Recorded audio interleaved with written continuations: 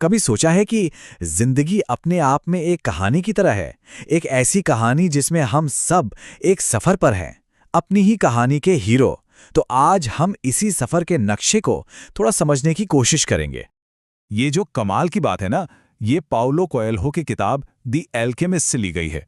और ये हमें याद दिलाती है कि हमारे दिल की जो सबसे गहरी ख्वाहिशें होती है ना, वो सिर्फ कोई मामूली ख्याल नहीं है। नहीं, बल्कि वो तो एक एडवेंचर का बुलावा है, एक मिशन जो खास हमारे लिए बनाया गया है।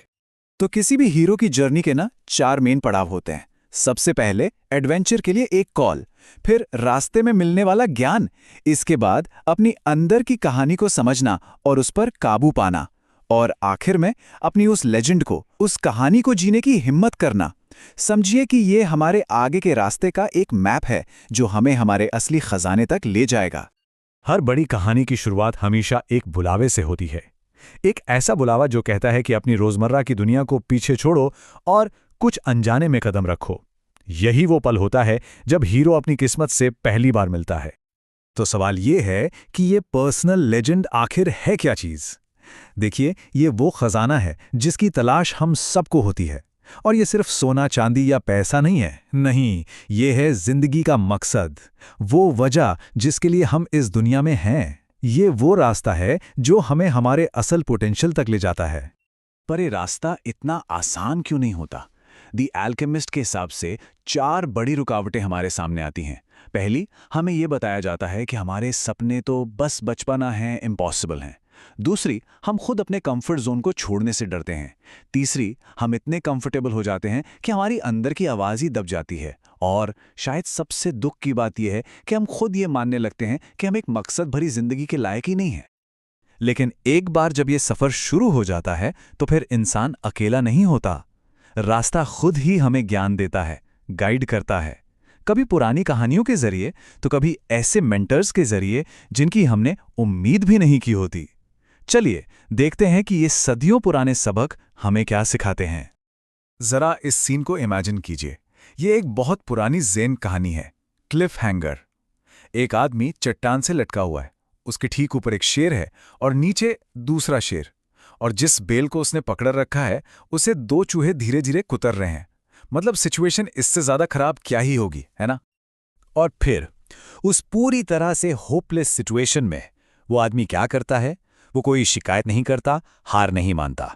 वो बस बेल पर लगी एक जंगली स्ट्रॉबेरी को देखता है, उसे तोड़ता है और खा लेता है। तो इस छोटी सी बात का मतलब क्या है? सबक ये है कि भले ही भविष्य में खतरा हो और अतीत पीछे छूट गया हो, लेकिन जो अभी का पल है ना, उसमें हमेशा कुछ खूबसूरत, कुछ मीठा ढूंढा जा सकता है। जैसा कि सेनेका ने कहा था, हम हकीकत से ज्यादा अपनी सोच में परेशान होते हैं। तो एक सबक तो हुआ अभी में जीने की कला, लेकिन सफर में दूसरा बड़ा सबक मिलता है साथ मिलकर काम करने का। भारत की सदियों पुरानी पंचतंत्र की कहानियों में 4 ऐसे दोस्तों का जिक्र है जिनकी दोस्ती नामुमकिन लगती थी। एक हिरण, एक कौवा, एक कछुआ और एक चूहा। ये चारों मिलकर उन खतरों से बच निकलते हैं जिनका सामना वो अकेले कभी नहीं कर सकते थे। ये कहानी हमें सिखाती है कि ये सफर सिर्फ किसी एक की ताकत का खेल नहीं है। ये टीम वर्क, दोस्ती और अक्लमंदी का खेल है। असल में समझदारी और वफादारी ही किसी भी हीरो के सबसे बड़े हथियार होते हैं। अच्छा, रास्ते में मिलने वाला ज्ञान सिर्फ ताकत या टीम वर्क के बारे में ही नहीं है। ये धैर्य यानी पेशेंस के बारे में भी है। ये एक मॉडर्न कहानी है एक ऐसे आदमी की जो रोज रात को गली के कुत्तों को खाना खिलाता था, पर एक रात उसके पास उनके फेवरेट बिस्किट खत्म हो जाते हैं। और जब वो बाहर आता है तो देखता है कि सिर्फ एक छोटा पपी उसका इंतजार कर रहा है, बाकी सब जा चुके हैं। और जाहिर है सारे बिस्किट उसी एक पेशेंट पपी को मिलते हैं। ये ताकत है यकीन और धैर्य की। जो भरोसा रखकर इंतजार करता है, इनाम उसी को मिलता है। तो देखिए, रास्ते में बाहर से मिलने वाली सीख तो बहुत जरूरी है, लेकिन जो सबसे बड़ी जंग होती है ना, वो अंदर लड़ी जाती है। ये जंग उस कहानी के बारे में है जो हम खुद को अपने बारे में सुनाते हैं। द एल्केमिस्ट में जब उस हीरो यानी चरवाहे लड़के को लूट लिया जाता है और उसका सब कुछ छिन जाता है, तो वो एक बहुत ही अहम मोड़ पर आ खड़ा होता है। जो हुआ वो उसके कंट्रोल में नहीं था, लेकिन वो खुद को अब किस नज़र से देखेगा, ये चॉइस पूरी तरह से उसकी थी। उसके पास 2 चॉइस थीं। या तो वो खुद को एक बेचारा विक्टिम मान ले या फिर खुद को एक एडवेंचरर माने जो अपने खजाने की तलाश में निकला है। उसने एडवेंचरर बनना चुना और बस उस एक फैसले ने सब कुछ बदल कर रख दिया। ठीक है, अपनी कहानी चुनना तो एक बात हुई, पर तब क्या जब दूसरे लोग अपनी नेगेटिविटी हम पर थोपने की कोशिश करते हैं? इसका जवाब एक ज़ेन कहानी में है जिसका नाम है अपमान का तोहफा। कहानी बहुत सिंपल है। एक योद्धा एक ज़ेन मास्टर की बहुत बेइज्जती करने की कोशिश करता है, पर मास्टर एकदम शांत रहते हैं। बाद में जब उनके स्टूडेंट्स पूछते हैं कि आपने कुछ कहा क्यों नहीं, तो मास्टर बस एक सवाल पूछते हैं, अगर कोई तुम्हारे लिए एक तोहफा लाए और तुम उसे लेने से मना कर दो तो वो तोहफा किसका हुआ? जवाब साफ है, तोहफा देने वाले का ही रहा। गुस्सा, नफरत, बेइज्जती, ये सब ऐसे ही तोहफे हैं, इन्हें एक्सेप्ट करने की कोई ज़रूरत नहीं है। तो हमने बुलावे को सुना, रास्ते से ज्ञान इकट्ठा किया और अपने अंदर की कहानी को भी संभाल लिया। अब आता है आखिरी स्टेप, उस कहानी को असलियत में जीना।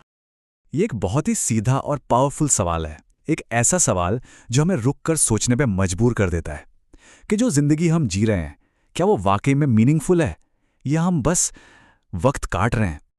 देखिए, एक हीरो की जर्नी का मकसद फेलियर से बचना नहीं होता, नहीं, इसका मकसद होता है किसी ऐसी चीज के लिए पूरी तरह से जीना जिसमें कोई मतलब हो। ऐसी जर्नी में कोशिश करना ही अपने आप में एक जीत है, फिर चाहे मंजिल मिले या ना मिले। और इस पूरी बात को थियोडोर रूजवेल्ट का ये मशहूर कोट एकदम सही बयां करता है, असली जिंदगी तमाशा देखने वालों के लिए नहीं है, ये उनके लिए है जो अखाड़े में उतरने के लिए तैयार हैं, जो धूल मिट्टी और पसीने से लथपथ होने से नहीं डरते और बड़ी हिम्मत से लड़ते हैं। और बस यही आखिरी और सबसे ज़रूरी बात है, हम सब दूसरों की, हीरोज़ की अनगिनत कहानियां पढ़ सकते हैं, फिल्में देख सकते हैं, उनसे इंस्पायर हो सकते हैं, लेकिन जिंदगी में एक पॉइंट आता है जब हमें ऑडियंस की कुर्सी से उठकर खुद अपनी कहानी का हीरो बनना पड़ता है। और इसीलिए हम इस सफ़र को महान कथाकार जोसेफ कैम्बल के इस सवाल पर ख़त्म करते हैं। हर किसी का एडवेंचर उन्हें बुला रहा है, हर किसी की कहानी इंतज़ार कर रही है। बड़ा सवाल सिर्फ एक है, क्या उस बुलावे को दिल से हाँ कहा जाएगा?